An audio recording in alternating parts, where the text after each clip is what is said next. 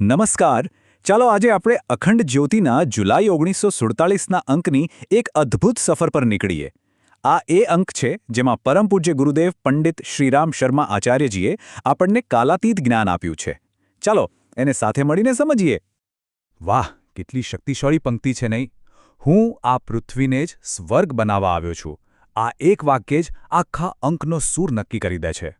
તો ચાલો આ પ્રેરણાદાયક યાત્રામાં આગળ વધીએ. તો સૌથી પહેલો અને મુખ્ય સિદ્ધાંત સત્ય અને જ્ઞાનની શક્તિ. આ લેખો આપણને સમજાવે છે કે સત્ય એક સારો ગુણ નથી. ના, એ તો જીવનનો એવો મજબૂત પાયો છે જેના વગર બધું જ ડગમગી જાય. અને આને સમજાવવા માટે કેટલું સરસ ઉદાહરણ આપ્યું છે. સત્ય એ એક નાનકડા બીજ જેવું છે. શરૂઆતમાં કદાચ એ નાનું અને નબળું લાગે, પણ જો એને વળગી રહીએ તો એ જ બીજ એક દિવસ સન્માન, પ્રતિષ્ઠા અને શાંતિનું એક વિશાળ વૃક્ષ બની જાય છે. ખબર છે, મહાત્મા કન્ફ્યુશિયસે પણ કહ્યું છે કે સત્યમાં તો 1000 હાથીઓ જેટલું બળ હોય છે. મતલબ કે પ્રામાણિકતા કોઈ નબળાઈ નથી, એ તો આપણી સૌથી મોટી તાકાત છે. તો સવાલ એ થાય કે જો સત્ય આપણો પાયો હોય તો એના પર આપણે શેનું નિર્માણ કરવું જોઈએ? અને અહીંયા લેખ આપણને એક બહુ જ મૂળભૂત સવાલ પૂછે છે.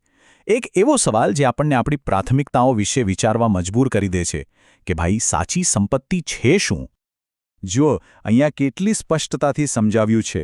એક બાજુ છે ભૌતિક સંપત્તિ, પૈસા, મિલકત, જે આજે છે કાલે નથી. કોઈ આપત્તિ, ચોરી કે નસીબના એક ઝટકામાં બધું જ જતું રહે. અને બીજી બાજુ છે સદ્જ્ઞાન, સાચું જ્ઞાન, જે આપણી સૌથી મોટી અને કાયમી મૂડી છે. એ કોઈ છીનવી નથી શકતો. સારો, તો આપણી પાસે સત્યનો પાયો છે અને જ્ઞાનની મૂડી છે. પણ હવે વાત આવે છે આપણા પોતાના સ્વભાવની. લેખ બહુ રસપ્રદ વાત કરે છે કે દેવતા, મનુષ્ય અને રાક્ષસ એ કોઈ બહારની વ્યક્તિઓ નથી. ના, એ તો આપણી અંદર જ રહેલા 3 અલગ અલગ સ્વભાવ છે. આપણા કર્મો નક્કી કરે છે કે કયો સ્વભાવ બહાર આવશે. પહેલો છે દેવતાનો સ્વભાવ. આ એ સ્વભાવ છે જે હંમેશા આપવામાં માને છે.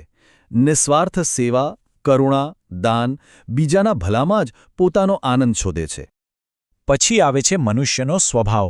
આ છે પાલનહારનો સ્વભાવ, જે સદાચાર, હિંમત અને પોતાના વચન પાળવામાં માને છે, જે મહેનત કરીને આગળ વધે છે અને અન્યાય સામે ઝૂકતો નથી.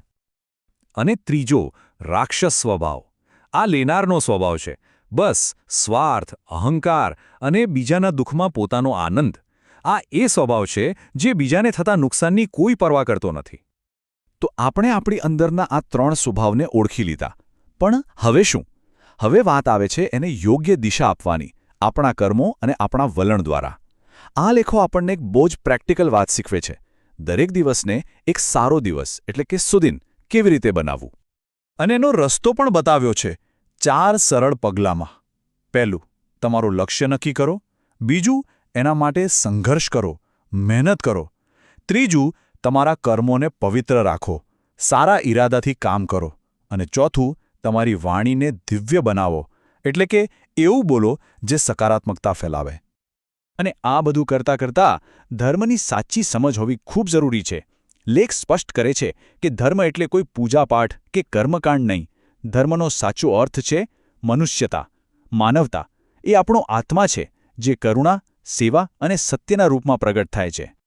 અને આ બધાની સાથે એક ગુપ્ત હથિયાર પણ છે આપણી પાસે. જાણો છો એ શું છે? પ્રસન્નતા. ખુશ રહેવું. લેખમાં તો પ્રસન્નતાને બ્રહ્માસ્ત્ર કહ્યું છે. એક એવું શસ્ત્ર જે બધા દુઃખોને દૂર કરી શકે છે. બસ ખુશ રહો. હવે એક એવી વાત જે 1947માં લખાઈ હતી પણ આજે પણ એટલી જ સાચી છે. એ છે આપણા દૃષ્ટિકોણ વિશે. લેખ આપણને સંકુચિત વિચારસરણીના જોખમોથી બચાવે છે. જુઓ, અહીં 2 ચરમસીમાઓની વાત છે. એક છે સંપૂર્ણપણે ભૌતિકવાદી બની જવું, જ્યાં આત્માને શાંતિ માટે કોઈ જગ્યા જ નથી. અને બીજી ચરમસીમા છે સંપૂર્ણપણે રૂઢિચુસ્ત બની જવું, જ્યાં અંધશ્રદ્ધા અને જડતા આવી જાય. બંને રસ્તા ખોટા છે. બંને સંઘર્ષ પેદા કરે છે. તો પછી રસ્તો શું છે? રસ્તો છે સમન્વય, એટલે કે સંતુલન. એક એવો અભિગમ જે વિજ્ઞાન અને અધ્યાત્મ, ભૌતિક પ્રગતિ અને આધ્યાત્મિક મૂલ્યો બંનેને સાથે લઈને ચાલે. આ જ સુમેળભર્યા જીવનની ચાવી છે. સારું, આ સંતુલન લાવવું કેવી રીતે? એના માટે પણ લેખમાં એક ખૂબ જ એકદમ પ્રેક્ટિકલ ટેકનિક આપી છે. ચાલો જોઈએ કે આપણા મનને સફળતા માટે રીપ્રોગ્રામ કેવી રીતે કરી શકાય. આ ટેકનિક છે સ્વીકૃતિ અને અસ્વીકૃતિની શક્તિ. બહુ સરળ છે. જે બનવું છે એનો સ્વીકાર કરો. મનમાં વારંવાર કહો, હું દિવ્ય સ્વાસ્થ્ય, સુખ અને શાંતિથી ભરેલો છું. અને જે નથી બનવું, જે દૂર કરવું છે, એનો અસ્વીકાર કરો. કહો, હું નબળો નથી. કોઈ વિકાર મારા શરીરમાં રહી શકે નહીં. આનાથી આપણું અર્ધજાગૃત મન ધીમે ધીમે બદલાવા લાગે છે. તો ચાલો, અત્યાર સુધી આપણે જે પણ સમજ્યા એના મુખ્ય દાર્શનિક સિદ્ધાંતોને એકવાર ફરીથી યાદ કરી લઈએ.